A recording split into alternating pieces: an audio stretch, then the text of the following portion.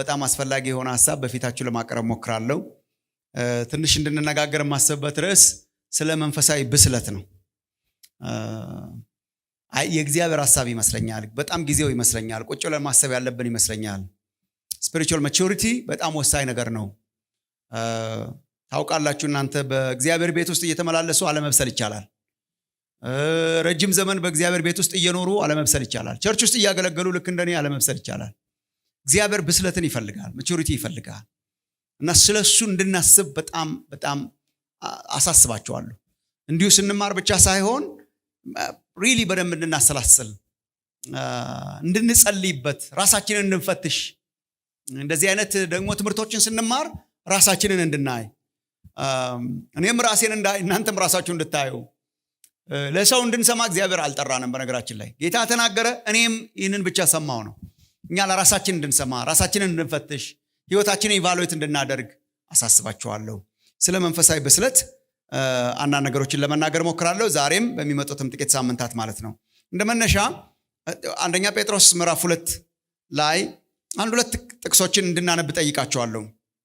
አንደኛ ጴጥሮስ ምዕራፍ 2 ላይ እንዲያውም ርዕሱን በደንብ ለመውሰድ ያሰብኩት ከአንደኛ ጴጥሮስ ምዕራፍ 2 ላይ ነው።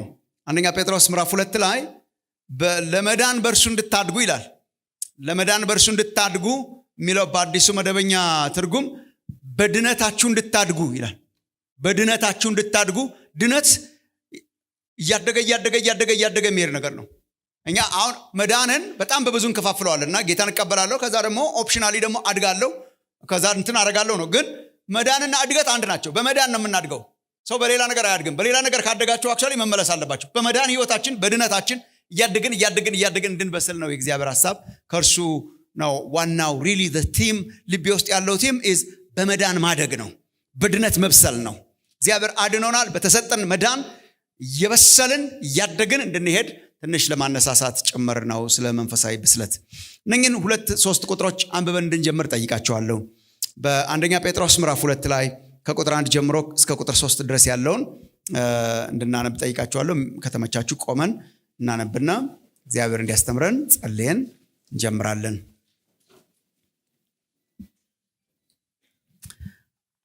አንደኛ ጴጥሮስ ምዕራፍ 2 ከቁጥር 1 እስከ 3 ድረስ አነባለሁ። የጌታ ቃል ነው ይሄ።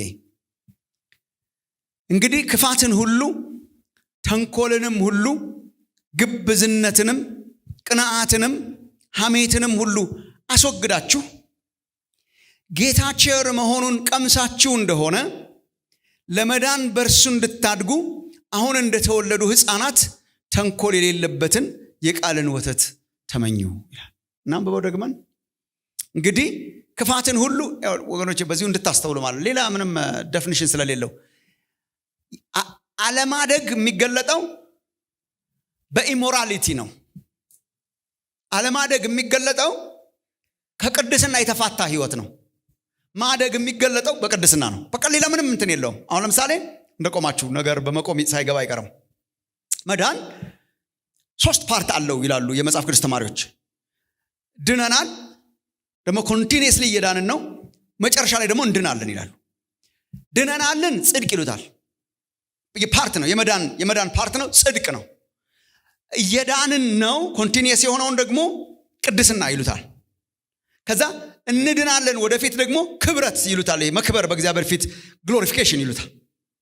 አንድ ነው ማለት 3ቱ ሲጠቃለል መዳን ይባላል። ማደግ የመዳን አካል ነው። የዳነ ሰው ያድጋል። ማያድግ ሰው መጠየቅ አለበት ድኛለሁ ወይ ብሎ። በጣም ሲሪየስ ነገር ነው የማወራችሁ። ጽድቅ ነው። ጽድቅ አንዴ ነው የሆነው። ለምሳሌ ጽድቅ እየጸደቅን አንመጣም።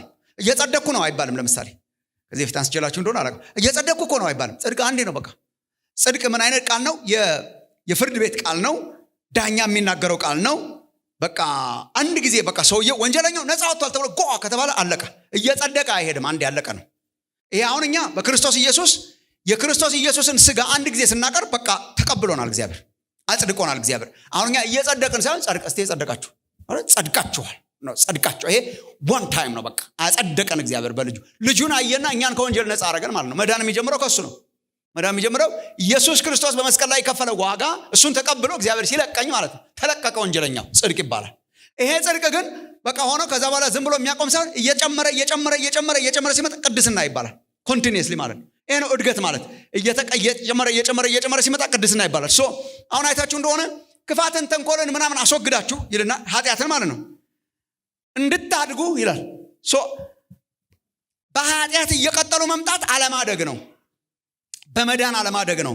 ሶ ክፋትን ሁሉ፣ ተንኮልንም ሁሉ፣ ግብዝነትንም፣ ቅናትንም፣ ሐሜትንም ሁሉ አስወግዳችሁ። በጣም እኮ ኢትዮጵያ ውስጥ የነገሱ ነገሮች ናቸው እነዚህ። ምን ይሻለናል? በጣም እኮ ቀንጭረናል ማለት ነው። ስፒሪቹዋሊ የእውነት መቀንጨር ምናምን ይባላል አሁን በኒውትሪሽን ቋንቋ ማለት በቃ ልጁ እድሜው ትልቅ ነው ግን ይሄ ሁሉ ከታየብን እኮ ታስ ዋትስአፕ ነኝ። በጣም እኮ እነኚህ እኮ የተሽሞነሞኑ ነገሮች ናቸው። ተንኮል፣ ግብዝነት ማለት ድራማ መስራት ማለት ነው። ቅናት፣ ኧረ በስመ አብ፣ ሐሜት፣ እነኚህን ሁሉ አስወግዱና ይልቅስ እደጉ ነው። እደጉ ጌታ ቸር መሆኑን ስለቀመሳችሁ ለመዳን በእርሱ እንድታድጉ አሁን እንደተወለዱ ሕፃናት ተንኮል የሌለበትን የቃልን ወተት ተመኙ። አንዳንድ ነገር እንደምናውቅ አስበን መነሳት አለብን። ስለዚህ ነገር ስንናገር ማለት እንደ አዲስ እኔ ሌክቸር ላደርጋችሁ አልሞክርም። በአብዛኞቻችን እዚህ ያለ ነው። ምናልባት አዳዲስ ሰዎች ተገኝታችሁ እንደሆነ እኔ አላውቅም። አብዛኞቻችን እዚህ ያለ ነው በእግዚአብሔር ቤት ውስጥ የከረምን ሰዎች ነን። የመዳን ትምህርት የሚባል ወስደናል። የደህንነት ትምህርት ተምረናል። ጥምቀትን ተጠምቀናል። ምናልባት አብዛኞቻችን ሰው እኔ ኤሌመንተሪ በሆኑ ነገሮች ላደክማችሁ አልፈልግም። ከኤሌመንተሪ ነገር እንድንወጣ ስለሆነ ትምህርቴም ማለት ነው። ግን መንፈሳዊ እድገት ስንል ምን ማለታችን ነው ምናምን እያልኩ አላደክማችሁም። ሰው በመንፈሳዊ ህይወቱ አደገ የሚባለው መንፈሳዊ እድገት ምን ማለት ነው የሚለውን ራሳችሁ ልታዩ ትችላላችሁ። መንፈሳዊ እድገት ማለት ለእኔ ባጭሩ ኢየሱስን እየመሰሉ መሄድ ነው። መንፈሳዊ እድገት ቤተክርስቲያን ቁጭ ብሎ የክርስቲያን ቋንቋ እያዳበሩ መኖር አይደለም። መንፈሳዊ እድገት ሪሊጂየስ ዲዩቲስ እየፈጸሙ መኖር አይደለም። ጌታ ኢየሱስን እየመሰሉ መኖር ነው። ሞር እሱን እየመሰሉ መኖር ነው። ማደግ ማለት እሱ ነው። መለኪያው ኢየሱስ ነው። ሜትሩ ኢየሱስ ነው። አሁን ሁልጊዜ ልጆቻችንን እንለካ የለም እዚህ ደረሱ ምናምን እያለ መለኪያው ኢየሱስ ነው። ኢየሱስ ክርስቶስን ባህሪውን እስክንመስል ድረስ እየተሞሉ መሄድ ማለት ነው። ስለዚህ አሁን እዚህ አድጎ የጨረሰ ሰው የለም። ለምን? መለኪያው ኢየሱስ ነው። መለኪያው ኢየሱስ ስለሆነ ሁለተኛ ቆሮንቶስ ምዕራፍ 3 ልታዩ ትችላላችሁ። ሁለተኛ ቆሮንቶስ ምዕራፍ 3 ቁጥር 16 ላይ ስለ አዲስ ኪዳን አገልግሎት ሐዋርያው ቅዱስ ጳውሎስ ሲናገር ያን መልክ እንመስል ዘንድኛ ይላል ነው። አገልግሎታችን በመንፈስ ነው። በመንፈስ እየተለወጥን ያን መልክ እንመስል ዘንድ ከክብር ወደ ክብር ምን እንሆናለን ይላል፣ እንለወጣለን ይላል። ከክብር ከአንድ ግሎሪ ሌቨል ኦፍ ግሎሪ ማለት ነው። ከአንድ የክብር ደረጃ ወደ ሌላ የክብር ደረጃ እንለወጣለን ይላል። ምን እንድንሆን? ያን መልክ እንመስል ዘንድ እና መጨረሻ ላይ እንዲያውም ምን ይላል? የክርስቲያን ጎል ልክ እንደ መስታወት መጨረሻ ላይ ልክ እንደ መስታወት የክርስቶስን መልክ እስክናንጸባርቅ ድረስ ማለት ነው። መጨረሻ ላይ ክርስቶስ እንዲሳል ኢየሱስን በባህሪው ኢየሱስን በተገለጠበት ህይወት እየመሰሉ ከዓለም እየራቁ ኢየሱስን እየመሰሉ መኖር ነው የክርስቲያን እድገት። መንፈሳዊ እድገት የምንለው መለኪያው ኢየሱስ ክርስቶስ ስለሆነ ትንሽ ይሄንን ዝም ብሎ አንዳንድ ነገሮችን ዝም ብለን አስዩም አድርገን ትንሽ ስለ አስፈላጊነቱ ዛሬ ላውራችሁና ከዛ ኔክስት ዊክ እንቀጥላለን። መንፈሳዊ ብስለት ማቹሪቲ ትንሽ አስፈላጊነቱን እንድናይ ነው ዛሬ። የመብሰል ዘመን ያርግልን እግዚአብሔር።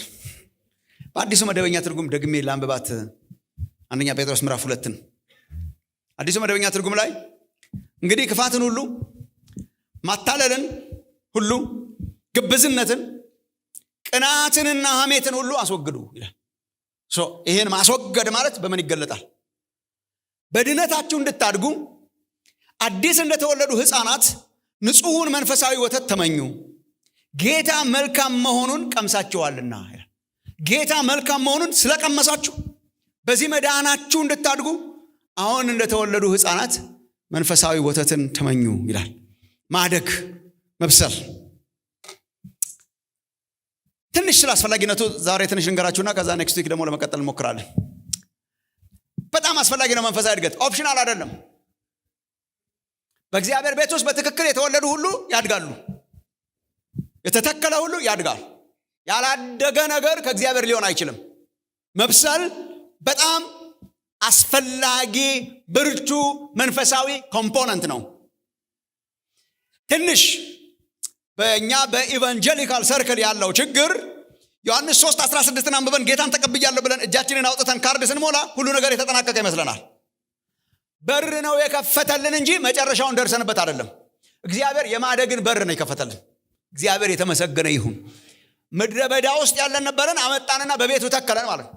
የተተከለ ሁሉ እንደሚያድግ ፍሬ እንደሚያፈራ በርን ከፈተልን እንጂ መጨረሻው አይደለም። ማቆሚያ የለውም። ጀመርን እንጂ ጌታን ስንቀበል፣ ፎርም ስንሞላ፣ ቸርች ስንመጣ፣ ጥምቀት ስንጠመቅ ጀመርን እንጂ መንፈሳዊ እድገት ገና እየቀጠለ የሚሄድ ስለሆነ አስፈላጊ ነገር ነው። ከአንድ ሁለት ነገሮች አንጻር እንድናየው አስባለሁ ዛሬ። የመንፈሳዊ እድገትን መብሰልን አስፈላጊነት፣ የማቹሪቲን አስፈላጊነት። በጣም አስፈላጊ ነው። ልክ ነው። ግድ ነው። ሜጀር ኮምፖነንት ነው ለክርስትና በጣም። ለምን? የመጀመሪያውን ላሳያችሁ። መጀመሪያው መንፈሳዊ መብሰል፣ በመንፈሳዊ ህይወት መብሰል ግድ ነው። ለምን? መብሰል፣ ብስለት፣ እድገት እየቀያየርኩ ነው የምጠቀምባቸው። ብስለት፣ እድገት የህያውነት ምልክት ስለሆነ የህያውነት አካል ነው። ህያው የመሆን ምልክቱ እድገት ስለሆነ በጣም ሲምፕል ስቴትመንት ይመስላል፣ ግን ማወቅ አለብን። ማደግ በጣም ወሳኝ ዶክትሪን፣ ወሳኝ አስተሳሰብ ነው ወይ ለአንድ ክርስቲያን? ያስ ለምን? በህይወት የመኖር ምልክት ስለሆነ ነው። በህይወት የመኖር ምልክት ስለሆነ የተወለደ ህይወት ያለው ስለሚያድግ። አለማደግ የህይወት አልባነት ምልክት ነው። ማደግ ደግሞ የህያው የሆኑ ነገሮች በሙሉ ያድጋሉ። ይሄ ከዚህ በፊትም አንስቼላችኋለሁ እዚህ መድረክ ላይ። ህያው የሆነ ነገር ያድጋል። ሳይንስ እንደሚነግረንም ህይወት ያለው ነገር እንዲያውም የሚታወቀው በዚህ ነው። የሶስተኛ ክፍል ሳይንስ ህይወት ያለው ነገር በሙሉ አሁን እንኳን ተቀይሮ ይሆናል፣ ይወለዳል፣ ያድጋል፣ ያረጃል፣ ይሞታል ተብለን ነበር እኛ የተማርነው። ያረጃል፣ ይሞታል እንትተን አሁን እኛ ህይወት ያለው ነገር በሙሉ የህያውነት ምልክት ለውጥ ነው። በቃ ብዙ ጊዜ አንስቻለሁ እኔ። ችግኝ ተክላችሁ መጽደቅ አለመጽደቁ ይረጋገጣል። የማይረጋገጥ መጽደቅ አክቹዋሊ ምንም አይስላክ you have to prove it። ችግኙ መጽደቅ አለመጽደቁን ያውቃለሁ ወይ? አዎ ጸድቅ ያለው ግን ሰው ነው አየውም ጌታ ነው የሚረዳኝ የሚሉ ሰዎች አሉ። እንዴት? ዛፍ እንኳን ያስታውቃል፣ በጣም ያስታውቃል። የጸደቀ ዛፍ ያስታውቃል። የተተከለ ህይወት ያለው ሁለት አይነት ዛፍ ነው። ያው ችግኝ ስንተክል አሁን ክረምት ስለሆነ ከአንድ ነው፣ ወይ ይጸድቃል ወይ አይጸድቅም፣ ወይ ይጠወልጋል ወይ ይጸድቃል። መጽደቅና አለመጽደቁን በምን ያውቃል ሰው? ትንሽ ጊዜ ስጠው። ትንሽ ጊዜ ስትሰጠው ቅጠሉ እየለመለመ እያደገ ሳይዝ እየጨመረ ሲመጣ ቀስ እያለ ደግሞ ፍሬ እያፈራ ብርቱካኑን ጧጧ ማድረግ ሲጀምር ጸድቋል ማለት ነው። የዛሬ ዓመት የተከልኩት ጸድቋል ይባላል። በምን አወቅ ስትለኝ በማደጉ ነው፣ በመለወጡ ነው። መንፈሳዊ ህይወት ልክ እንደዛ ነው። ልክ እንደ ሌሎቹ የፕላንት ላይፍ፣ ልክ እንደ ሌሎቹ የዚህ የሰው ልጅ ላይፍ ህይወት ያላቸው ነገሮች የሚሆኑት ሁሉ በህይወታችን ሪያሊቲ ናቸው። መንፈሳዊ ህይወትም ህይወት ስለሆነ የጸደቀ ሰው፣ ጌታ የተከለው ሰው ያስታውቃል። በምን ያስታውቃል? ጊዜ ስጠው። ጊዜ ስጠው። ጊዜ ሰጠው እያደገ ፍሬ እያፈራ እየለመለመ ከመጣ በቃ ጸድቋል። ያው በእግዚአብሔር መንግስት ውስጥ 4 አይነት እንደሆነን ጌታ ኢየሱስ ተናግሯል። እንደዛ እኮ ነው። የእግዚአብሔር ቃል ተዘርቶባቸው የማይበቅልባቸው አሉ። እሱ የለየለት ነው። ማቴዎስ ወንጌል ምዕራፍ 13 ጌታ ኢየሱስ ያስተማረው የእግዚአብሔር ቃል ይዘራባቸዋል፣ ዘሩ ይዘራባቸዋል፣ አይበቅልም። ዝም ብሎ መንገድ ዳር እንደወደቀ አይነት ነገር ነው። እንደዛ አይነት አሉ። ብቅ ብለው ደግሞ የሚጠወልጉ አሉ። ጊዜ ሰጠኸው ማለት ነው። ጊዜ ሰጠኸው ዘን ተወለገ። የተወለገ ነገር ደረቀ ማለት ነው። ኦር ትንሽ ጊዜ ስትሰጠው ደግሞ በዚህ ዓለም ሐሳብ በባለጠግነት ምኞት ደግሞ የሚታነቅ አለ እና ፍሬ አያፈራም፣ እድገቱ ይገታል ማለት ነው። ጀምሮ የሚገታ አለ እና የጸደቀውን ሰው በምንድነው የምታውቀው ስትል ጌታ ኢየሱስ እንደተናገረው ያፈራል። 30 60 መቶ ያፈራል፣ ያድጋል፣ ያፈራል። ሕያው የመሆን ምልክት ማደግ ስለሆነ ማለት ነው። ማደግ ያቆመ ሰው ኩዌስችን ማድረግ አለበት ወይ ህይወቱን? አዎ ለማለት ነው ፊታችሁ የመጣሁት። ማለት በቃ ማቀለድ ማቆም አለብን። መንፈሳዊ እድገትን በተመለከተ መብሰል አለብን። ከጊዜ ወደ ጊዜ ህፃንነትን መሻገር አለብን። ሰው በእግዚአብሔር ቤት ውስጥ ተወልዶ ህፃን ሆኖ ከኖረ የእግዚአብሔር ቤት በጣም ትጎሳቆላለች። መንቃት መቻል ያስፈልጋል። ማደግ መራብ በጣም ያስፈልጋል። ሲሪየስ ዶክትሪን ነው ማቹሪቲ። ያ ዋይ በህይወት የመኖርና ያለመኖር ምልክት ስለሆነ ሕያውነት እድገት አለው። ሕያው አለመሆን መጠውለግ አለው። በስማ በቃ መሰረታዊ ነገር አልነግራችሁም ብዬ ነበር። ወደ መሰረታዊ መጣሁ። እግዚአብሔር በክርስቶስ ምንድነው የሰጠን? ህይወት፣ ላይፍ አልነበረንም።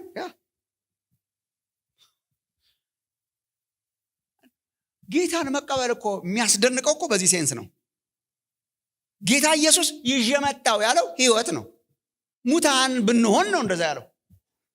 ሰው ክርስቶስ ከሌለው ምንድን ነው? የሞተ ነው። በስጋ ይንቀሳቀሳል እንጂ ውስጡ የሞተ ነው። ከእግዚአብሔር የተለየ ነው። ሞትን ትሞታላችሁ አረጋ ያለው እግዚአብሔር።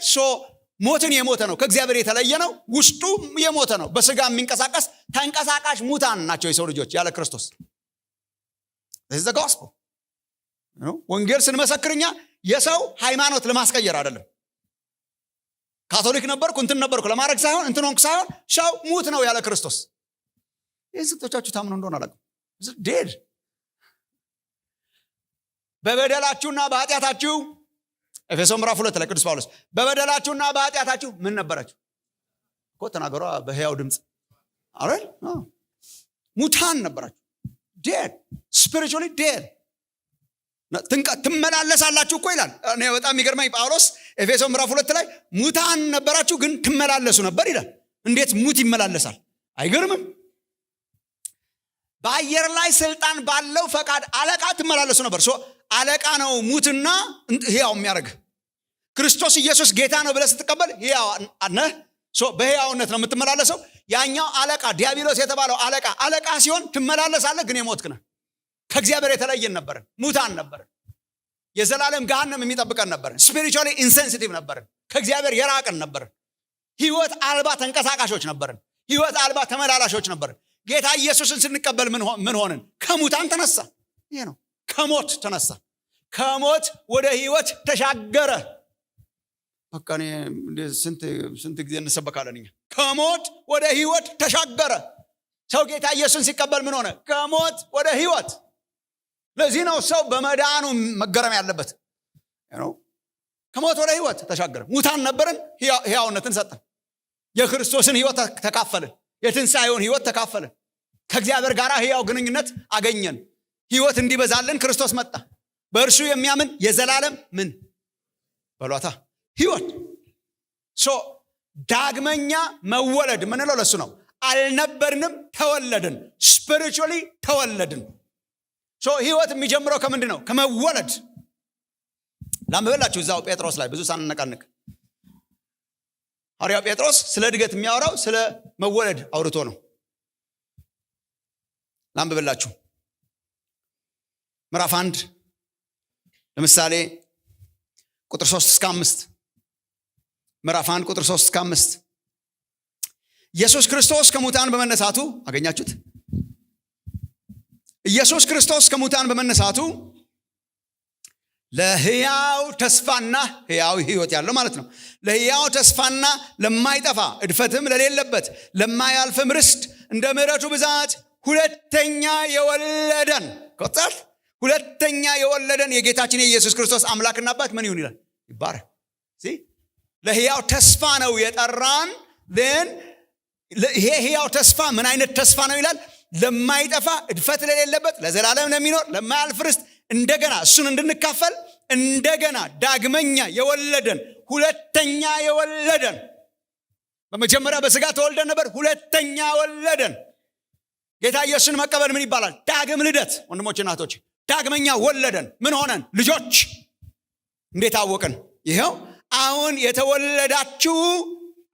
የተወለዳችሁ ሕፃናት ናችሁ ይላል ምዕራፍ 2 ቁጥር 3። አሁን እንደተወለዱ ሕፃናት ጌታን ስንቀበል የተወለደ ሕፃን ማለት ለመዳን ኤቭሪ ኮምፖነንት ይዞ የወጣ ማለት ነው። ለማደግ ኤቭሪ ኮምፖነንት ይዞ የወጣ ሁሉ ነገር ይዞ ነው የሚወጣው። ለማደግ ሰው ሕፃን ሆኖ ሲወለድ አስባችሁት የሆነ አንዳንድ ጊዜ በቃ ሚጢጥዬ ልጅ አንድ ሐኪም ያዋለደው አድጎ አንድ ቀን ያዋልዳል ሌላ ሐኪም ሆኖ ያ ሁሉ ፖቴንሻል ነበረው ሲወለድ። ያ ጩጬ ልጅ ያ ሁሉ እንኳንም ሕያው ሆነ እንጂ እንኳንም በሕይወት ተወለደ እንጂ ማደጉ አይቀርም። እድገት ከምን ይጀምራል? ከመንፈሳዊ መወለድ። ዳግመኛ ወለደን። ምዕራፍ 3 እሱ ነው። በሌላ አገላለጽ ጌታ ቸር እንደሆነ ቀምሳችኋል። ምን ጌታን መቀበል ማለት ማለት የጌታን ቸርነት የጌታን ጸጋ the grace of Christ ቀምሳችኋል። ቃሉ ራሱ is very powerful። በመቅመስ ነው የሚጀምረው። ከዛ ወደ መብላት ይጠነክራል ማለት ነው።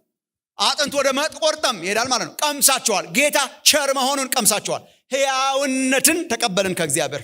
ሕያው ሆነ፣ ሰው ሕያው ሆነ፣ የሞተ መንፈሳችንን አስነሳው። ቀምሳችኋል። ምዕራፍ 2 ቁጥር 1 ክርስትና ምንድን ነው? ዳግም ልደት። ዳግመኛ ልትወለዱ ያስፈልጋችኋል ተብለን ዳግመኛ ተወለድን። አዲስ ሕይወትን ሰጠን። ሕፃናት ሆነን በእግዚአብሔር ቤት ውስጥ ተወለድን። ልጆች ሆነን በእግዚአብሔር ቤት ውስጥ ተወለድን። እና የመንፈሳዊ እድገት ነገር በጣም ወሳኝ ነው። ለምን? ሕያው ሆኖ የመወለድ ምልክት ስለሆነ። ምን እያልኳችሁ ነው? ባጭሩ መብሰልና መዳን የአንድ ሳንቲም ሁለት ገጽታ ናቸው። it's the same thing። ጌታን ተቀብዬ ባላድግስ እንዴ?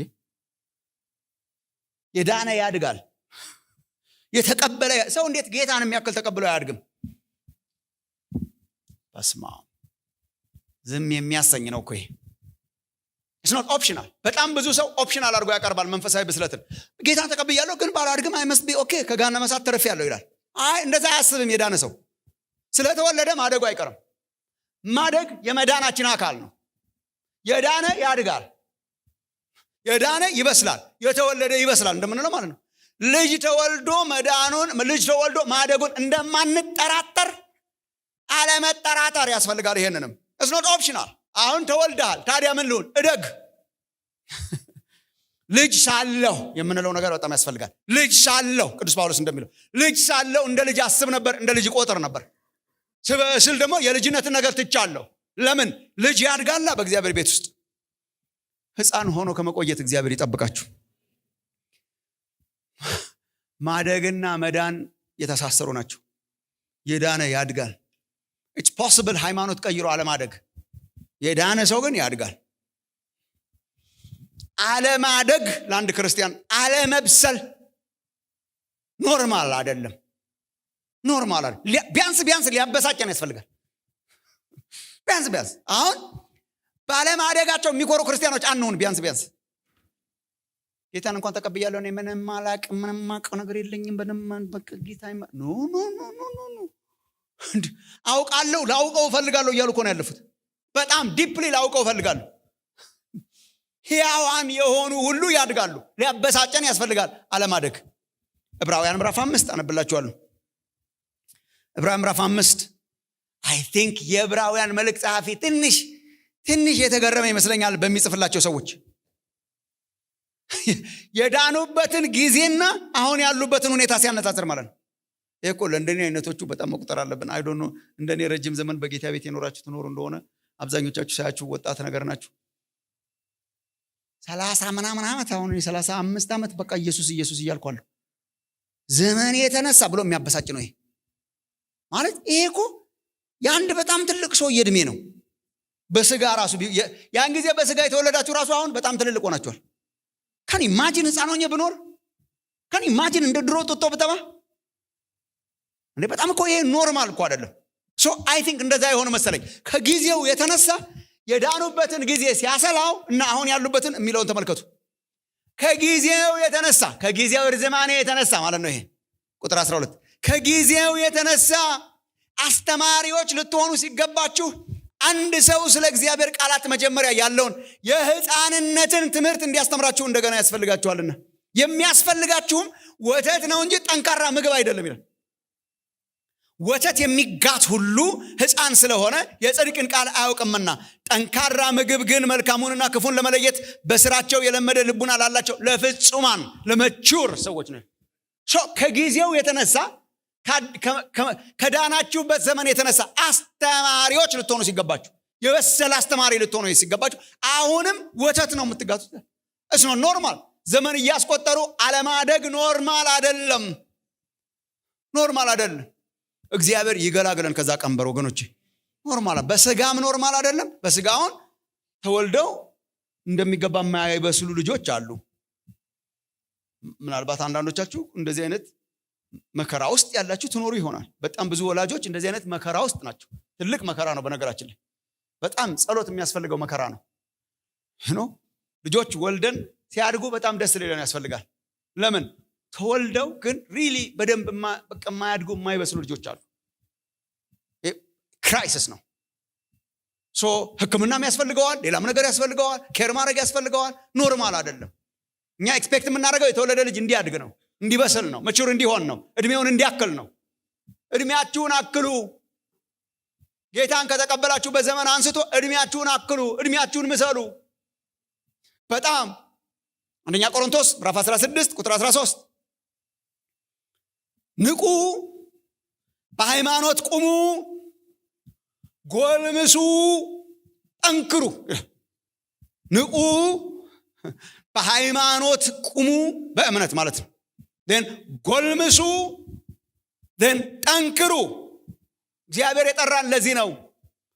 ለዚህ ነው በዛፍ የሚመሰለው ክርስትና።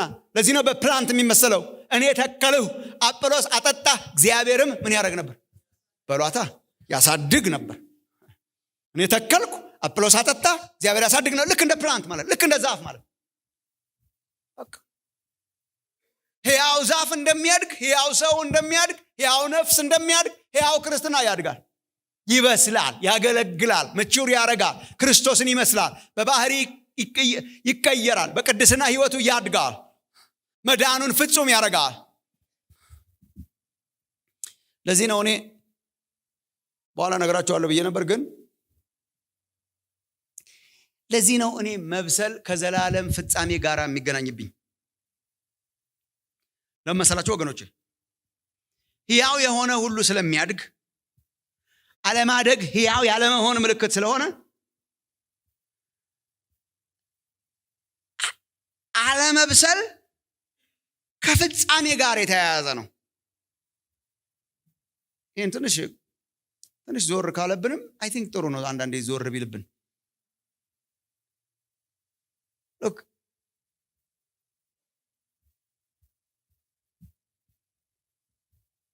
ዛፍ እንተክላለን፣ ዛፉ ያድጋል፣ ብርቱካን ያፈራል። ብርቱካኑ እስከሚበስል ድረስ እዛው ይቆያል፣ አድጎ እንዲበስል። ሲበስል ተቀጥፎ ይጠቅማል፣ ይወሰዳል፣ ገበሬው ይሰበስበዋል። ገበሬ የሚሰበስበው የበሰለና የሚጠቅመው፣ የጠወለገውን ያልበሰለው ፍሬ ያላፈራውን። ጌታችን እኮ ይህንን እንደ ማስተር ፕላን ተናግሮታል። አይ ዶንት ኖ ለምን እንደማናጠና እንደዛ አይነት ምዕራፎች እዚህ እንኳን የተማርነው ይመስለኛል። አንድ ጊዜ ዮሐንስ ወንጌል ምዕራፍ 15 እኮ ሾኪንግ የሆነ ማስተር ፕላን። እውነተኛ የወይን ግንድ እኔ ነኝ አለ። ገበሬው አባቴ ነው አለ። ክሊር እግዚአብሔር ዛፍ ጋር አጣብቆናል ለፍሬ። ከዛ ደግማችሁ ብታነቡት የሚለው ፍሬ የሚያፈራና ፍሬ የማያፈራ አለ። ፍሬ የሚያፈራውን ለምን አንዳንድ ጊዜ እነኝን እኮ ማሰላሰል አለበት። ፍሬ የሚያፈራውን በእኔ ያለውን ፍሬ የሚያፈራውን ቅርንጫፍ ሁሉ አብዝቶ እንዲያፈራ ምን ያደርገዋል? ያጠራዋል፣ ይገርዘዋል። ኤግዛክትሊ ይገርዘዋል። ሲገርዘው ሲያጠራው በጣም ብዙ እግዚአብሔር የብዙ ፍሬ አምላክ ነው። ገበሬ ነው እግዚአብሔር፣ ሰብሳቢ ነው እግዚአብሔር፣ ሃርቨስተር ነው እግዚአብሔር። ብዙ ፍሬ ይጠብቃል እግዚአብሔር። እና ሰብሉ ዛፉ አድጎ አፍርቶ ፍሬው እንዲበስል ያጠራዋል፣ ይገርዘዋል። ከዛ ተመልከቱ ወገኖቼ፣ በእኔ ያለውን ይላል። እኔ አይ ዶንት ኖ እነኝን ቴክስቶች እንዴት አንደርስታንድ እንደምታደርጓቸው። በእኔ ያለውንና ፍሬ የማያፈራውን ግን በእኔ ያለው ነው ያለው ኢየሱስ። በእርሱ ሆኖ በእርሱ ነኝ እያለ ፍሬ የማያፈራውን ግን ምን ያደርገዋል ይላል? ይቆርጠዋል። እና ፍጻሜያቸው ደግሞ የተለያየ ነው። የተቆረጠውን ሰብስቦ በእሳት ያቃጥላል፣ ፍሬውን ደግሞ ወደ ጎተራ ያስገባል። እዚህ አድጎ ፍሬ የሚያፈራን የሚሰበስብ ገበሬ ሆኖ ነው በአዲስ ኪዳን እግዚአብሔርን የምታዩት። እግዚአብሔር ያንቃን። አዚም እንደው ከቸርች ላይ ይነቃል በጣም በቃ መዳንን ሲምፕሊፋይ ያደረገ ልክ ወገኖቼ። መዳን ስለ መዳን ሰሞኑን በጣም እያወራው ስለሆነ መዳን ሲምፕል ነው። እግዚአብሔር አቅልሎታል። ምንድነው ያቀለለው? እግዚአብሔር መንገዱን አቅልሎታል። ሂሳብ ዘግቶ ግቡ አለን። ከዚህ በላይ እንዴት አድርጎ ያቅልለው እግዚአብሔር? መቅለል ማለት ነው ምንም ሳትከፍሉ በነፃ ግቡ አለን። ከዚህ በላይ መቅለል ምን አለ? አቀለለልን። ራሱ ወረደ። የዓለም መድኃኒት ክርስቶስ መጥቶ በመስቀል ላይ ሞተልንና ሂሳባችንን ከፈለ። ሂሳብ ስንት ነው ሲባል ቆይ እስቲ ላስበው እስከማይባል ድረስ ዜሮ አረገው። ወደ እግዚአብሔር ለመግባት ስንት እንከፍላለን? ዜሮ። ለምን? ዕዳችንን በሙሉ ክርስቶስ ከፈለው። ዕዳችንን በሙሉ አጠናቆ ክርስቶስ ስለከፈለው we just walk in። ለዚህ ነው አንዳንድ ተካብዶ መጽደቅ የሚፈልጉ ሰዎች ግራ የሚገባቸው። ጸድቀሃል አንተ? አዎ። ምን አርገ ምን ሰርተ? ምንም። እና ዘው ብለህ ገባ? yes። ዘው ብለን እንድንገባ አረገን ክርስቶስ። በሰማያት ያለፈው ታላቁ ሊቀ ካህናችን ኢየሱስ ዘው ብለን ሂሳብን ከው ዘው ብለን በአዲስ ኪዳንም የመጀመሪያዎቹ ክርስቲያኖችን በጣም የሚያንገላቱ ሌሎች ክርስቲያኖች ነበሩ። በተለይ ከይሁዲነት የመጡ ከተሰሎንቄ፣ ከግሪክ፣ ከአቴና ከምናምን ሕግ ሳይጠብቅ የኖረ ያልተገረዘ ዝም ብሎ ጣዖት ሲያመልክ የኖረ ምናምን በሙሉ እየዘለለ እየገባ አብሮ ከአይሁዱ ሰውዬ ጋር እኩል ቁጭ ብሎ እጁን ዘርግቶ ጌታን ያመልካል። ዞር ሲሉ ምንም ያልሰሩ ሁሉ አሉ። እነሱ ትንሽ ሰርተናል ብለው ሳያስቡ አይቀሩም። ሕግ ጠብቀን ምናምን አድርገን ስርዓተ ግርዘትን ጠብቀን ስርዓተ እንትንን ጠብቀን ምናምን ከሚለው ሰውዬ ጋር እኩል ቁጭ ብሏል። ይሄ ደግሞ ጳውሎስ በዚህ የታወቀ ነው። እኩል ነው ቁጭ የሚያደርጋቸው። ጴጥሮስ አንዳንድ ጊዜ ትንሽ ኮምፕሮማይዝ ያደርግ ነበር። እነኛ ትንሽ ያስቆጠሩ ይመስል ትንሽ ይራሩላቸው ነበር። ይሄኛው ምንም ግድ የለም አብሮ አንድ ቸርች ነው። እና አሁን ወደ ፊልጵስዩስ ምናምን ስትሄዱ አረብ አትሊስት የኪዳን ምልክት የሆነውን ስርዓተ ግርዘት ይፈጽሙ። እንዴት እኩል ቁጭ ይላሉ? አይፈጥሙም ነው ጳውሎስ የሚለው። አዚም ነው ይሄ። ኢየሱስ ክርስቶስ እርሱም እንደተሰቀለ ሆኖ በፊታችሁ ተስሏል። ለገላትያ ክርስቲያኖች እንደሚል ይሄ አዚም ነው፣ መነሳት አለበት። አይሆንም። እንዲያው የሚያውቋችሁ ራሳቸው ከፈለጉ በአንዳንድ ትርጉሞች አይታችሁት እንደሆነ ይተልተሉ ይላል። እዚህ ላይ መገረዝ ብቻ ሳይሆን they can do whatever they want። እኛ ክርስቶስ ኢየሱስ ሂሳብ የከፈለልን እና አብረው ዘለው ቁጭ በሉ። ምን ፈጽመው ምን ይጨምሩ? ምንም። ኢየሱስ በሰራው ላይ ምንም ሳንጨምር እስከምንጸድቅ ድረስ እግዚአብሔር አቀለለው። የመዳን ጎዳና ቀላል ነው በጣም። ምልክቶቹ እነማን ናቸው? እኛን የመሰለ ደካሞች ዘለን ገባን። ከቅዱሳን ጋር አብረን ስማችን ተጻፈ። ጻድቃን ተባልን፣ ተቆጠረን። ስማችን በሰማያት መዝገብ ተጻፈ። ከነ አብርሃም ከነ ይስሐቅ ከነ ያዕቆብ ጋር እኛም አብረን የኪዳን ልጆች ሆነን ለዘላለም በፊቱ እናበራለን። ክብር ለእግዚአብሔር ይሁን። ምን ሰርተ ነው? ምንም። ሰርተው እንደሚጸድቁ የሚያስቡ ሰዎች እኮ አንጎላቸው ግራ የሚገባቸው ነገር ይሄ ነው። ወንጌል ምንም ሳትከፍል ግባ ነው። አቀለለው በጣም። እግዚአብሔር ካቀለለው በላይ ግን ማቅለል በጣም በወንጌል መጫወት ነው። እግዚአብሔር ካቀለለው በላይ እግዚአብሔር መግቢያውን መንገዱን የጽድቅን ጎዳና ያቀለለው አክብደን እንድንይዘው ነው፣ እንድናራክሰው ግን አይደለም። ቀሏቸው የገቡ ሁሉ አክብደው ነው የያዙት። አክብደው ነው የያዙት። እንድንበስል እንድንይዝ ሲሪየስሊ እድልን ከፈተልን። እድሉን ሲሪየስሊ እንድንይዝ እንቁ ነው መዳን። እንቋችሁን በሪያ ፊት ትራምፕል አታርጉት ይላል። ወንድሞች እናቶች፣ መሳለቂያ አናርገው፣ አናቅልለው። ያቀለለልን ውድ የሆነውን እንድንይዘው ነው እንጂ ርካሽ አይደለም ህይወት። እግዚአብሔር መዳንን ያቀለለው ከእንቁነት በማውረድ አይደለም። እንቁማ እንቁ ነው። እንቁውን ምን አረገው? ሂሳቡን ከፈለልንና በነፃ እንቁ ሰጠን። የከበረ ህይወት ሰጠን። የመጨረሻውን ልጁን ዋጋ የከፈለበትን ህይወት ሰጠን። ሶ ሲምፕሊፋይ አናርገው። መዳን አክብሮ መያዝን ይጠይቃል፣ ያካትታል። ማደግን ይጠይቃል። ከፍጻሜያችን ጋራ በጣም የተያያዘ ነው። ከመዳን ጋራ የተያያዘ ነው። ተተክሎ አድጎ ዛፍ ሆኖ በስሎ ደርሶ ልክ ሲደርስ ፍሬ የሚሰበስብ ገበሬ ነው በአዲስ ኪዳን እግዚአብሔር። ማደግ ከመዳናችን ጋራ ይገናኛል። አክቹዋሊ የፈጻሜው መዳናችን ተስፋ ነው። ፍጻሜው መዳናችን ተስፋ ነው። አንድ ጥቅስ ብቻ አነብላችሁና የሚቀጥለውን ነገራችሁ ጨርሳለሁ። ሮሜ ምዕራፍ 5 አነብላችኋለሁ። ሮሜ ምዕራፍ 5 ቁጥር 2 እስከ 5 አነብላችኋለሁ። ታውቁት ይሆናል። ሮሜ 5 እንግዲህ በእምነት ከጸደቅን ከእግዚአብሔር ጋር ሰላምን ይዘናል የሚለው ማለት ነው። ትዝ ይላችሁ ከሆነ ሰላምን እንያዝ ይላል አንዳንድ ትርጉም፣ የጥንቱ ትርጉም ግን ሰላምን ይዘናል ነው። ዋናው እሱ ነው። እንግዲህ በእምነት ከጸደቅን ከእግዚአብሔር ጋር ሰላምን ይዘናል ይልና በእርሱም በኩል ይላል፣ በእርሱም በኩል አሁን ወደ ቆምንበት ጸጋ በእምነት መግባት ችለናል ይላል። መግባት አግኝተናል። በጣም የመዳንን ብለሲንግ ነው የሚቆጥረው፣ የመዳንን ባርኮት ነው የሚቆጥረውና ከእግዚአብሔር ጋር ሰላም ሆነናል ይላል። በእርሱም በኩል አሁን ወደ ቆምንበት ጸጋ በእምነት መግባት ችለናል። የእግዚአብሔርንም ክብር ተስፋ በማድረግ ሐሴት እናደርጋለን ይላል። በዚህ ብቻ ሳይሆን በመከራችንም ሐሴት እናደርጋለን ይላል። በመከራችንም እንደሰታለን ይላል። በጥንቱ ትርጉም በመከራችንም እንመካለን ይላል። ይሄ በመከራችን ሐሴት እናደርጋለን ይላል። በመከራችን ሐሴት እናደርጋለን፣ በመከራችን እንመካለን። ለምን? ተመልከቱ ጳውሎስ እንዴት እንደሚያያይዘው። ምክንያቱም መከራ ትዕግስትን እንደሚያስገኝ እናውቃለን ይላል። ከዛስ ትዕግስት ጽናትን፣ ከዚያስ ጽናት ደግሞ የተፈተነ ባህሪ፣ የተፈተነ መቹር ያደረገ የተፈተነ ባህሪ፣ የተፈተነ ባህሪ ደግሞ ተስፋን፣ ይህን ተስፋ ለእፍረት አይዳርገንም፣ እግዚአብሔር በሰጠን በመንፈስ ቅዱስ ፍቅሩን በልባችን አፍስሷልና ይላል።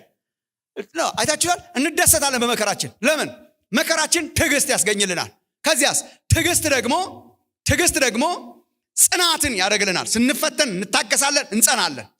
ተፈትነን ስንጸና ባህሪያችን የተፈተነ ባህሪ የሚለው መቹር ባህሪ፣ የበሰለ ባህሪ ይኖረን እና እሱን ከምን ጋር ያያይዘዋል? ከተስፋ ጋር። እየበሰልን ስንመጣ ተስፋችንም እየጨመረ ይመጣል። በቃ ገበሬው ለቅሞ ከሚወስደው መካከል እንሆናለን። ማደግ ከተስፋ ጋር የተያያዘ ነው፣ ከፍጻሜ ጋር የተያያዘ ነው። እግዚአብሔር ማደግን እንደ ኦፕሽናል ሳይሆን እንደ ዋና ነገር የሚቆጥር ህዝብ እግዚአብሔር ያርጋችሁ። እደጉ ወገኖቼ፣ አንፍዘዝ፣ እንደግ፣ እንለወጥ፣ ጌታን እንምሰል፣ ኢየሱስን እየመሰልን እንደግ። እድሜ ብቻ እናስቆጥር። ካልቸራል ሰዎች ብቻ አንሁን፣ ባህላውያን አንሁን። የቤተ ክርስቲያን ቋንቋ እየተናገረ ዝም ብሎ ህፃን ሆኖ የሚኖር ሰው አትሁኑ። ኢየሱስን ምሰሉ። ክርስቶስ የጠራን ለዚህ ነው። ወንጌል ይሄ ነው፣ ከፍጻሜ ጋር የተገናኘ ነው። ማደግና መዳን አንድ ናቸው። የዳነ ያድጋል፣ የተተከለ ይበስላል፣ ፍሬ ያፈራል። እግዚአብሔርም መጨረሻ ላይ እንደ ጠቢብ ገበሬ የሚሰበስበው የበሰለ ነገርን ነው። የመብሰል ዘመን እግዚአብሔር ያርግላችሁ። ሌላስ አንድ ሁለተኛ ነገር ልጨምርላችሁና ኔክስት ዊክ ቀስ እያልን እንቀጥላለን። መንፈሳዊ ብስለት ዋና ነገር ነው፣ ዋና ነው። ለምን? ከሕያውነት ከመዳናችን ጋር ይገናኛል።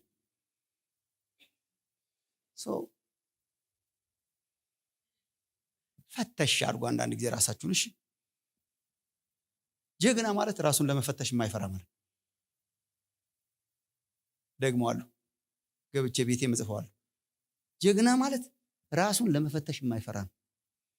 ሰው የሚፈትሽ ሰው ጀግና አይደለም። የእንትናን ህይወት አይተዋል ብሎ የሚመራመር የራስን አይተዋል ወይ? ጀግና ማለት ሰልፍ ኦፕራሲዮን የሚያደርግ ነው።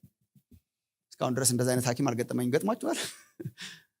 ሌላ ሰው ኦፕራሲዮን ነው የሚያደርገው ሐኪም ግን ከኒ ኢማጂን እዚህ አካባቢ እንትን አለብኝ እና ቀድጄ ገብቼ ሰፍቼ ማለት ይሄ በጣም ኃይለኛ ካሬጅ ነው። በራሱ ላይ ኦፕራሲዮን የሚያደርግ ሰው ሆኖ ምን አይነት ህይወቴ ምን ይመስላል? እያደኩ ነው ወይ ወይስ የጴንጤ ቋንቋ ነው የማቀላጥፈው? እያደኩ ነው ወይ? ኢየሱስ ክርስቶስ ይገኛል ወይ ተፈትሾ በህይወቴ? the way I treat people፣ ከሰዎች ጋር ባለኝ ግንኙነት፣ በቤቴ ውስጥ፣ በኑሮ፣ በመስሪያ ቤት ሰው ፈልጎ ያገኘዋል ወይ ክርስቶስን? እኔስ ፈልጌ ያገኘዋለሁ ወይ? እንዴ መፈተሽ በጣም ጥሩ ነው። ድኛለሁ ወይ ብሎ መፈተሽ በጣም ጥሩ ነው። እኔ እንደውም አንዳንድ ጊዜ እረሳታለሁ እንጂ እንዴ ጳውሎስ የሚያክል ሰውዬ እኮ ወንጌልን ለሌላ ሰብኬ ይላል አይደል? ወንጌልን ለሌላ ሰብኬ የተጣልኩ እንዳልሆን ራሴን ፈትሻለሁ። የተጣልኩ እንዳልሆን ቼክ ማድረግ በጣም ጥሩ ነው። are we growing? በእግዚአብሔር ቤት ውስጥ ተተክለን እያደግን ነው ወይ? ባህሪያችሁ እየተቀየረ ነው ወይ? ኢየሱስን እየመሰላችሁ ነው ወይ? በቃ ሌላ ወንጌል የለንም። ይሄ ነው ወንጌል። በነፃ ያመጣል፣ ዜን ለውጦ ያስቀራል። ወንጌል በነፃ በተከፈለ ሂሳብ ያመጣል፣ ግን ያሳድጋል። ማቹሪቲ እግዚአብሔር የሚጠቀመውም በማቹር ሰዎች ነው። ከፍጻሜያችን ጋር በጣም የተገናኘ ነው። በቃ ብዙ አልደጋግምም። ሌላ ግን እቺን ዝም ብላችሁ እንድትመረምሩም ጣል አድርጌላችሁ እሄዳለሁ። መብሰል ወሳኝ ነው። አዎ። ለምን? የሕያውነት ምልክት ስለሆነ መብሰል ወሳኝ ነው። አዎ። ለምን? አለመብሰል ጣጣው ብዙ ስለሆነ፣ ተቃራኒው ጣጣው ብዙ ነው። ያለ መብሰል ጣጣ።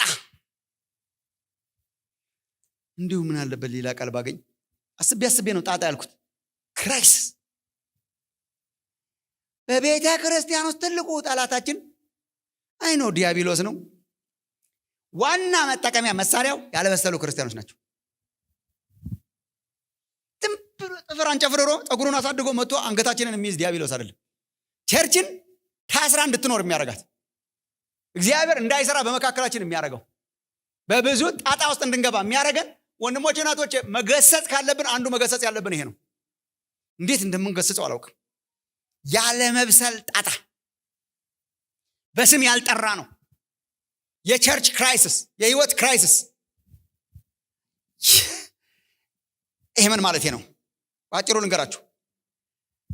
እግዚአብሔር የሚጸየፋቸው ነገሮች በሙሉ በህይወታችን እንዲከሰቱ የሚያደርገው አንዱ ዋና ምክንያት አለመብሰል፣ ያለመብሰል ጣጣ ነው።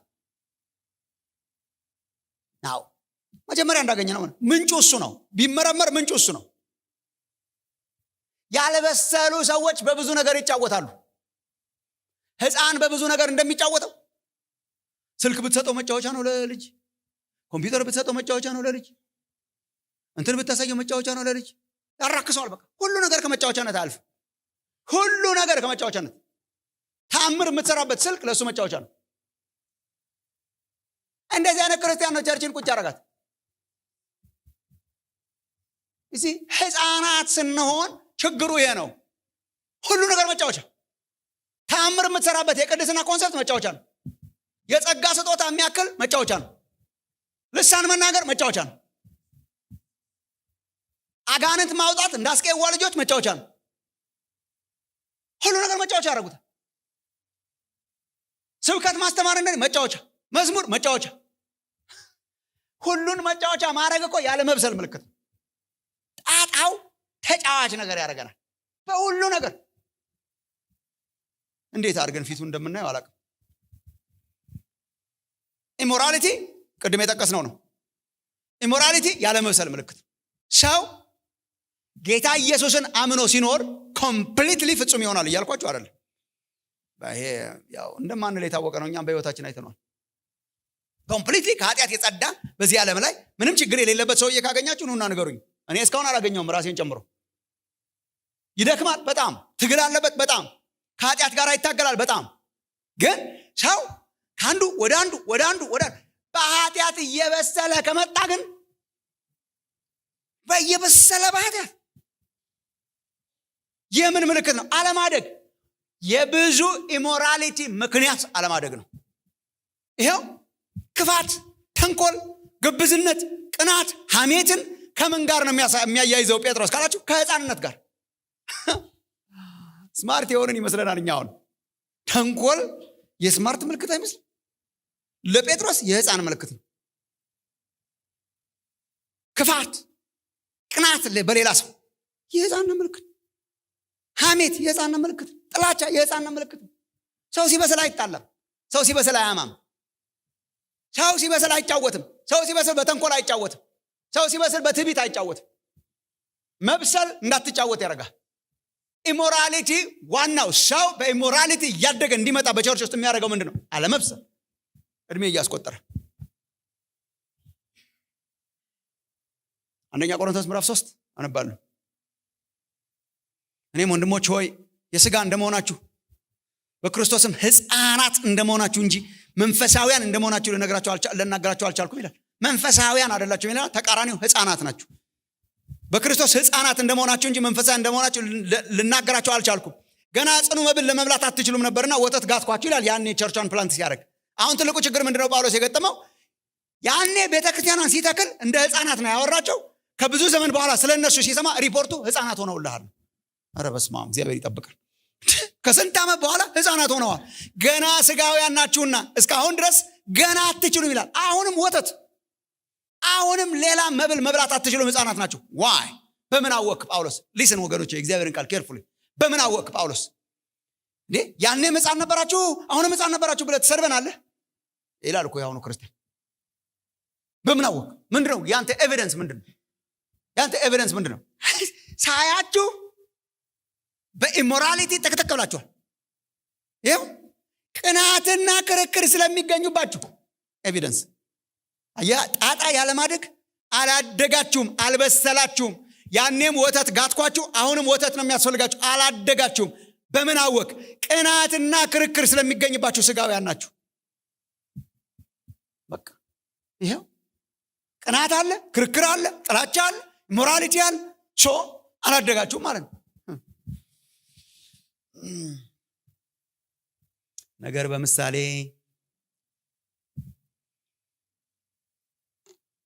አንተን በብርሌ እንደሚባለው ማለት ነው። ይስን ልጆቻችን ሕፃናት እያሉ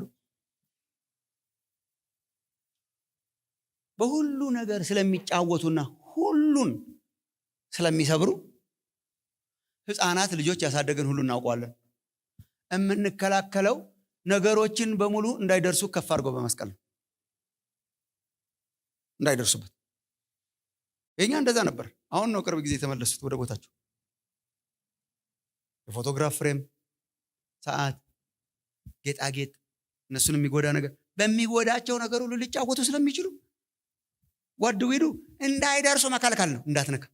መጀመሪያ የወላጆች እኮ ከ2 ዓመት ምናምን በተለይ ጀምሮ የመጀመሪያ እኮ አፍ መፍቻ ቋንቋችን የኛ ስናሳድግ የነሱ ሌላ ነው። የኛ አፍ መፍቻ ቋንቋ ተው ነው። ተው ተው ተው ተው ተው። እውነት የወላጅ እኮ አፍ መፍቻ እሱ እኮ ነው። ተይ ተው ተው ጣለው ተው እንዳትነካ እንዳትነካ እንዳትነካ እንዳትነካ። ዜን ማራቅ እንጀምራለን ማለት ነው። ከፍር ከዛ ቢያም ቢመኘውም አያገኘውም። በመከልከል ነው ወጥረን የምንይዘው። ከዛ ልጆች እያደጉ ሲመጡ ነው አንደርስታንድ ያደረኩት ይሄን። ከዛ ቁመታቸው ይረዝምና ድሮ የከለከልናቸው ነገርን በ3 በ4 እጥፍ ይበልጡታል፣ ይደርሱበታል ማለት ነው። ድሮ እንዳይነካው የከለከልነው ነገር ላይ ልጄ ደረሰ አድጎ እና ድሮ ስለተከለከለ ያለቀሰበትን ነገር ዞር ብሎም አያየውም። ቁመቱ ሲያድግና ልጁ ሲለወጥ ፍላጎቱ ተለውጧል። ባይዘ ታይም ሲደርስበት አይፈልገውም። አለመፈለጉ ምንን ያሳያል? አድጓላ። አሁን በዚህ አይጫወትም። ሌላ ሰው ይሆናል። ሌላ ሰው ይሆናል። ወገኖች ይሄ እኮ ነው ከሞራሊቲ ጋር የሚያዘው እድገት እኮ ለዚህ ነው። ድሮ በመከልከልና በማስፈራራት ተይዛችሁ ሊሆን ይችላል።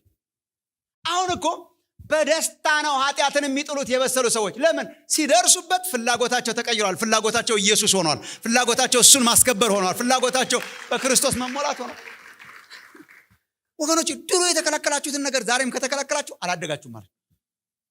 ባይ ዘ ታይም ስታገኙት አቬለብል ሲሆን ነው። አይሰብሩም ልጆቻችን። አሁን አይጫወቱም በዛ ነገር። ለምን? በስሏላ፣ አድጓላ። ለዚህ እኮ ነው አትያዝ አትቅመስ ምናምን በሚል ማንተዳደረው። ባደግን ቁጥር እንዳትቀምስ፣ እንዳትይዝ፣ እንዳትነካ። ይሄ እኮ አይሰራም። ተው እኮ አይሰራም። አሁን ለበሰለ ክርስቲያን ተው ተው፣ እንዳትይዝ፣ እንዳትቀምስ። ይሄ ህግ አስተዳድረው። ለምን? ሲደርስበት ተቀይሯል ሰውዬው።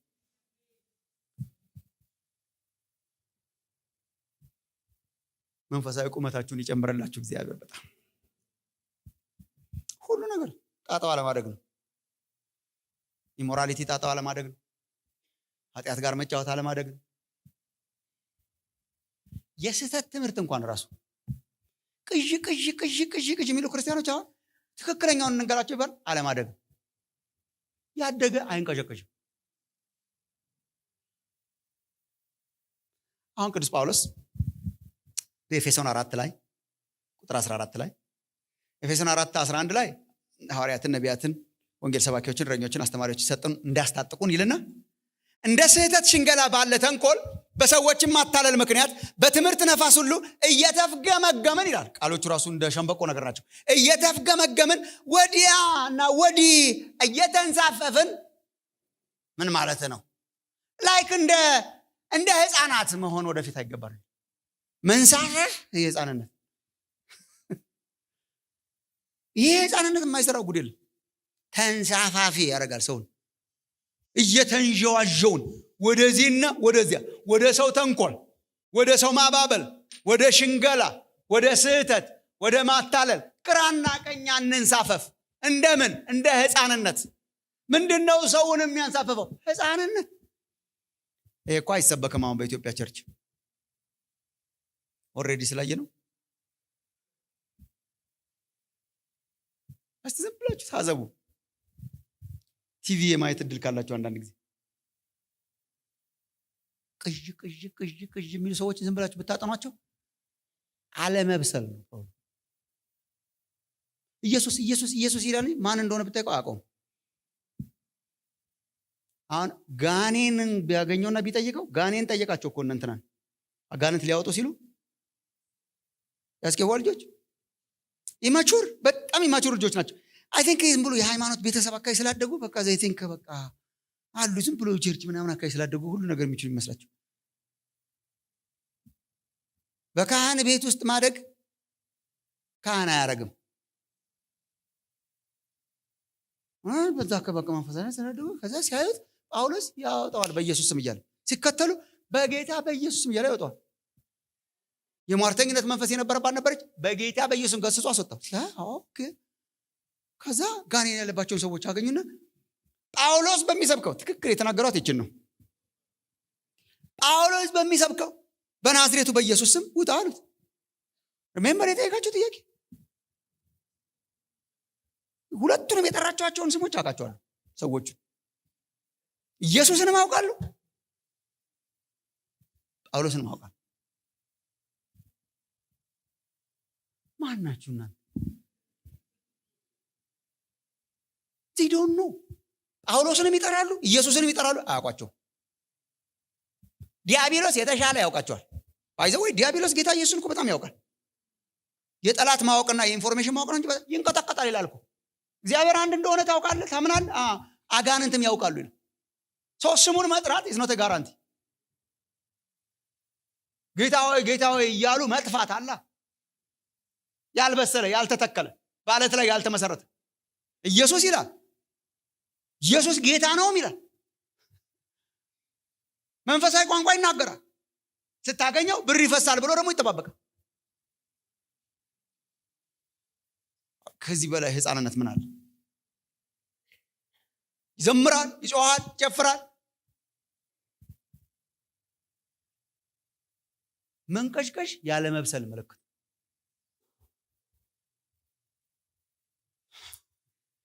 የበሰለ ሰው እንደዛ አይሆንም።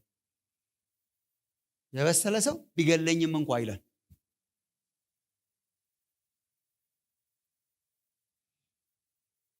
እንዲያውም ህፃንነት ይሻላል። እንትና እኮ እንዲያውም ህፃን የሆንኩ መሰለኝ ሳይሆን እንደዚህ አይነት ሰዎችን አይቶ የራሱን ህይወት ፈትሾ ነው። እርግጥ ህፃን የሆንኩ መሰለኝ ሳይሆን እንስሳ የሆንኩ መሰለኝ ብሎ ነበር። ራስን መፈተሽ ማለት ጀግንነት ይሄ ነው።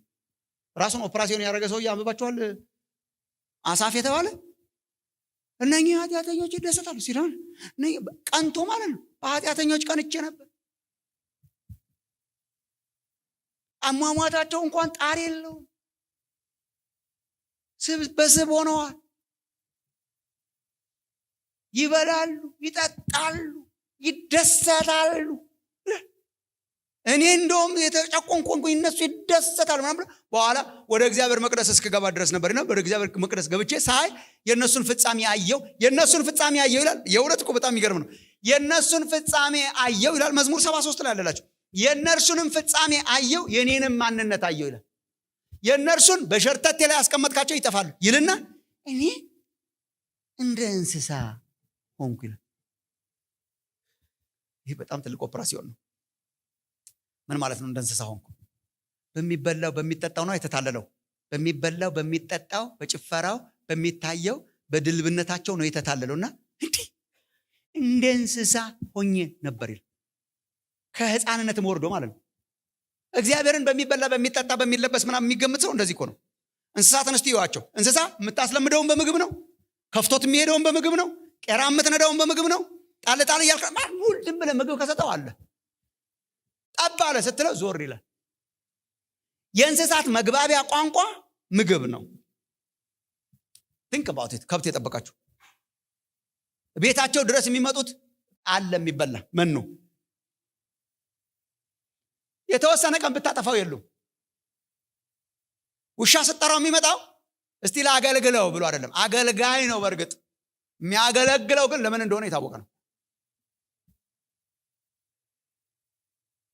አይዚ በጣም የወረደ ክርስትና ነው የሚንቀሸቀሽ ክርስትና፣ ለሚበላ ለሚጠጣ ብቻ እግዚአብሔርን እንደ እግዚአብሔርነቱ ማያከብር ህይወት ማለት ሶ እድገት ወሳኝ ነው ወይ? በጣም ከመዳናችንም ጋር የተገናኘ ነው፣ ግን ከጣጣዎቻችን ጋር የተገናኘ ነው። ይህም ብያችሁ በቃ ጨርሳለሁ። የቸርችን አብዛኛው ጣጣና የአገልግሎትን አብዛኛው ጣጣ ዝም ብለን ቁጭ ብለን ብንፈትሽ አይ ቲንክ አለማደግ ነው ችግሩ። በጣም ያለማደግ ጣጣ ነው። ያላደጉ ሰዎች ስናገለግል፣ ያላደግን ሰዎች ስንቆም፣ ያላደግን ሰዎች ቸርችን ስናተራምስ፣ ያላደግን ሰዎች እንትን ስና በጣም ብዙ እንቅፋት የሆነ ያላደግን ሰዎች እግዚአብሔር ወደ ማደግ ህይወት ውስጥ ያምጣል። ወደ መብሰል ፍጻሜያችን ያማረ የሚሆነው ስናደግ ነው። ይቻላል እኮ አሁን ያደጉ መስሎ መኖር ይቻላል፣ ግን ፍጻሜያችን ያማረ የሚሆነው ስንበስል። ዳግመኛ ተወልዳችሁ ከሆነ የጌታን ቸርነት ቀምሳችሁ ከሆነ ክርስቶስ ህይወትን ሰጥቷችሁ ከሆነ ቼክ ራሳችሁ ቼክ ማድረግ በጣም ያስፈልጋል። መብሰል ማቹሪቲ እግዚአብሔር የመብሰል ዘመን ያርግልን። አይ ዶንት ኖ ያልበሰለ ነገር እየተጸየፍን እኮ ነው የምንውለው። ያልበሰለ ምግብ እኮ አስጸያፊ ነው። ያልበሰለ ፍሩት እኮ እንኳን ለመግዛት ተርበን እንኳን መብላት ያስጠላል። ያልበሰለ ፍራፍሬ እንዴት እግዚአብሔርን ያልበሰለ ሰው ውሰድ እንለዋለን? እግዚአብሔር ሲያየን እንዴት ይጸየፍ ይሆን? እግዚአብሔር ሲያየን ከዘመናችን የተነሳ መብሰል ሲኖርብን መድረስ ሲኖርብን እንዴት ይጸየፍ ይሆን? እግዚአብሔር ቤት ውስጥ ከተተከላችሁ አይቀር አድጋችሁ በስላችሁ ፍሬ አፍርቷችሁ ተደስቶባችሁ በፍሬያችሁ ደስ ተሰኝቶ አስከብረውት ከሚያልፉ መካከል እግዚአብሔር ያርጋችሁ። በዚህ ሰሞን ስትጸልዩ ፎከስ ሆናችሁ ጸልዩ ወገኖች። በእውነት አሳድገኝ እያለ እንደዘመረው ዘማሪ በእውነት አሳድገኝ ጌታ ሆይ በፍቅር በከንቱ መታበያችን ይቅር። እያስመሰልን አንኑር ወገኖች። ያደግን እየመሰልን አንኑር። የበሰለን እየመሰለን ምን ያደርግልናል? ፌክ ነዋ። በእውነት አሳድገኝ ጌታ ሆይ በፍቅር በከንቱ መታበያችን ይቅር።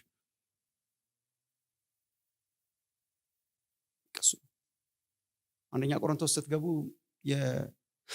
አንደኛ ቆሮንቶስ ምዕራፍ 12 እስከ ምዕራፍ 14 በጸጋ ስጦታ ዙሪያ የነበረ ትርምስ ነው።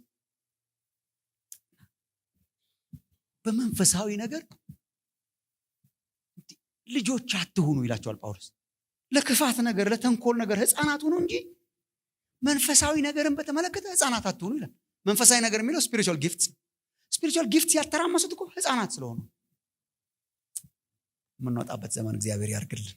እንዴት ነው የምንወጣው ምናምን የሚለውን ለማየት እንሞክራለን። ጸልየን እንጨርስ።